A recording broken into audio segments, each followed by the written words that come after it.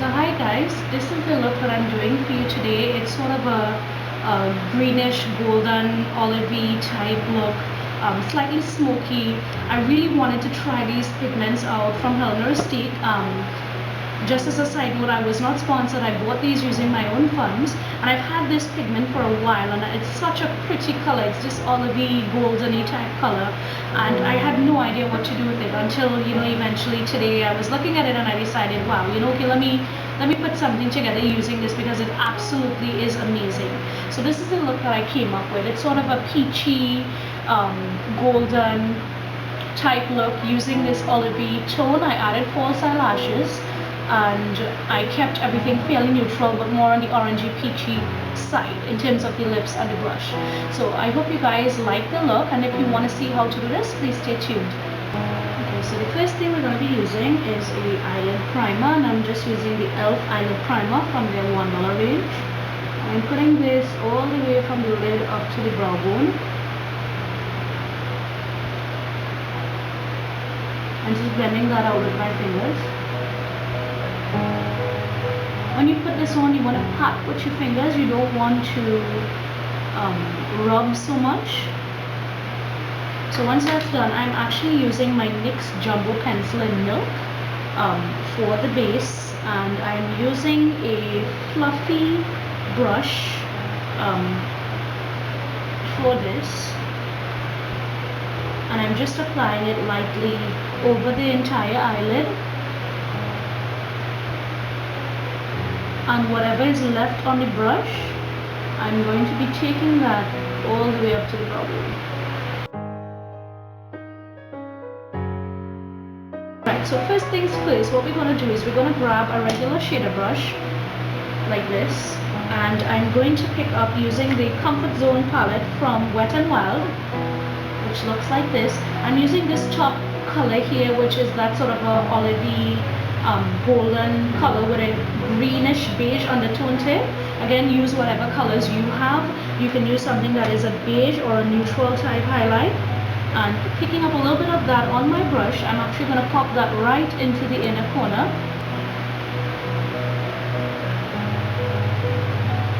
Just like that. Be careful not to bring it too far onto the lid. We really want that just to brighten up the inner corner. Good. So the next color that I'm actually going into is the Culture, which is again this one right here. Make sure I'm going into the right one. Yeah, that one right there. And what I'm using to apply this is a flat synthetic brush. This one that I have is actually from Urban Decay. So anything that looks like this, and when I say synthetic, you don't want to use anything that's natural like a sable or even like the MAC 239. You want to use nothing like that because natural hairs tend to apply wet product a little more sloppily as opposed to something that's synthetic. So try to stick with something that's synthetic. Again, this is Urban Decay. You don't have to have this brush. Pennywise sells a lot of cheap alternatives just exactly like this. And you can also check your local drugstores. They should have something that's very reasonable that you can use. And what I'm doing with this to help the pigments not to have as much fallout and to apply more smoothly and brilliantly, I'm just giving it a little bit of spritz using a fixing medium.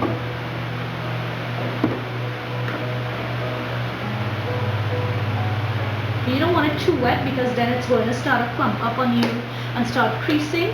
You just want the brush damp enough that you don't have too much fallout coming off on your face. So from where we stopped the inner highlight, I'm going to start patting this pigment onto the lid, and you want to keep it below the crease line. Okay. So you want to pat this over the majority of the lid. So I'm using the exact same brush. I'm just flipping it over to the other side, again spraying it very lightly, and I'm going to pick up my jewel, which is that sort of foresty green type color, and I'm popping that onto the last part of the lid that's on the outer corner right here. Again, patting the shadow on helps for less fallout, and it helps the color to stick a little bit better. Good. So I'm just bringing that over the Culture just a little bit, just so the two of them have a nice blend. Good. So the next thing we want to do is actually take up a medium toned reddish brown, and the one that I'm using is actually the it's the second column from the left, and it's the second to last row on the 28 neutral palette. But again, any brown, neutral brown that you have will work for this. And I'm picking that up on a fluffy blending brush and popping that into the crease. You want to go for a brown that has a little bit more of a reddish tone to it, simply because it works better with this sort of color configuration. And you want to go very lightly. Try not to touch the actual lid where you place those colors there, because you don't want to rub off any of the pigments. So you just want to give a nice little area there, blend off the excess up towards the brow bone. So you can either use the brown that's next to it right here, or you can use the brown from the Comfort Zone palette. Either way, even if you don't have either of these palettes, use something that's about 2 to 3 shades darker than that brown that you just popped in there. And I'm using a crease brush for this.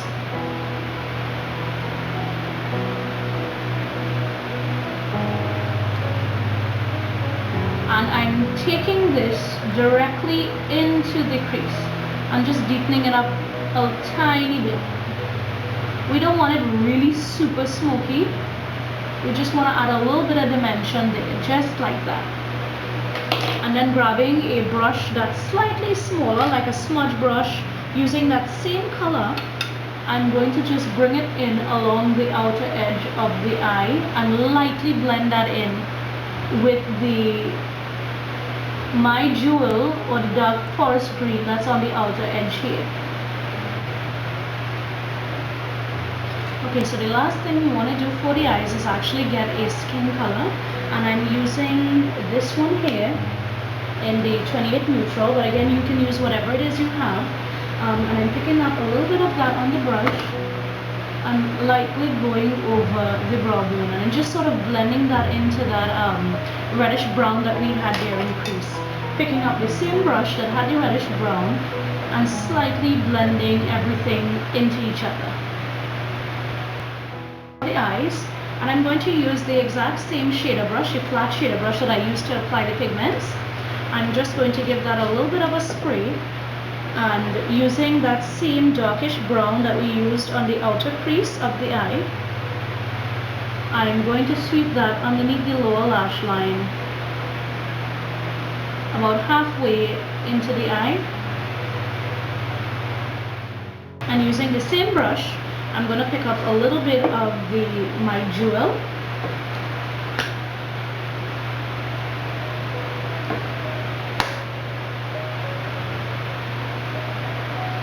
blend that in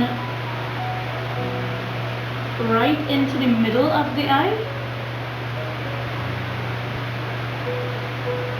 And this is actually easier if you look up into a mirror.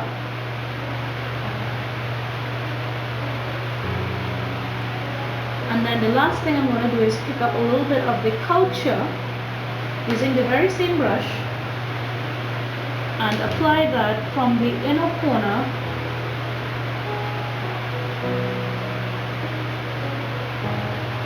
and blend that into those colors that we already have there. Now this part is optional. I'm taking a pencil brush and I'm using a little bit of the spray again, and I'm using the melon pigment, and I'm using a tiny bit. This is actually one of my favorite pigments of all time from Halener Rustique, and I'm applying that right to the inner tear duct only, and just very lightly under the arch of the brow. You don't want to go entirely all over the brow, the brow bone itself, just right up underneath that arch. I'm going to take my black pencil liner. Yes, I know mine looks very sad. And I'm going to tight line, which is line the under rim of the eye, because we don't want any skin showing when we go to line this to do our top liner.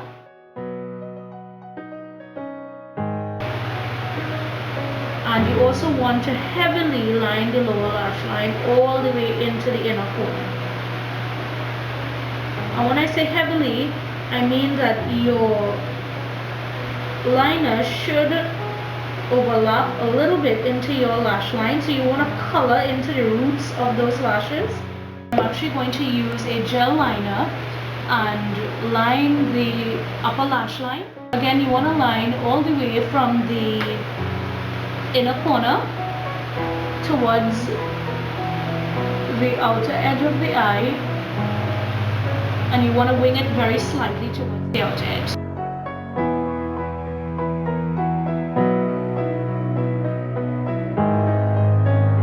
Once our liner is done, we want to apply our false eyelashes. Again, this is optional.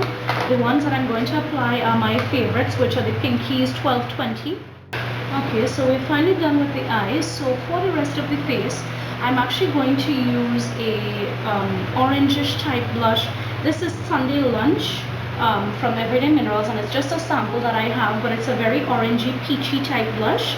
You want to stick to that tone of blush because the greens tend to lend to more neutral colors, and pinks tend to look very awkward against greens. So I tend to prefer orangey type blushes. If you don't have this, or you don't have access to this, Next to Natural by Sacha is a really good one, or you can always use MAC Spring Sheen. So again, what I like to do is use the blush as a little bit of a contour, so just along the edge of the cheekbone and then lightly on the apples of the cheek. And then the next thing I'm going to do, and this is optional again, I'm using the LA Splash Mineral Powder, the mineral blush, and this is in Parisian Gold. Again, it's just your basic highlight, and I'm just really highlighting the top part of my cheekbone right here. I'm actually going to use a combination of products. Again, these are all optional. You can go with one or whatever it is, one of these or all of these or whatever it is you have. This is Clean Colors Natural Lip Liner. Any natural skin colored lip liner will do. You want to outline the entire lip, and the purpose of this is really to block the pigmentation of your lips.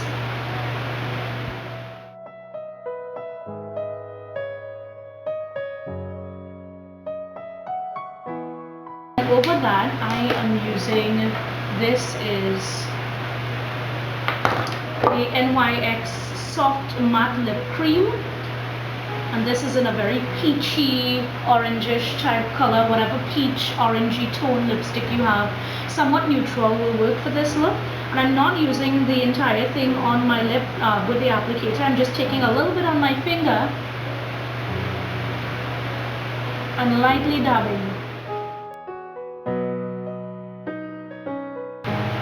And the last thing that I'm going to put on top of this is I'm going to mix two glosses. Again, I don't have anything that's really peachy right now, so I'm going to mix these two are the L'Oreal Infallible. One is the regular Infallible, and this is in Dulce de Leche, which looks like this. And then this one is the L'Oreal Infallible Plumping, which is in Plumped Tawny. It looks like this.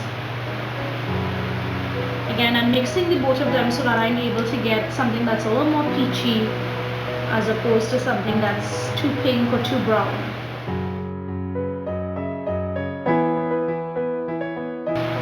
And that is basically it for the entire look. So I hope you guys liked it, and I hope that you try it.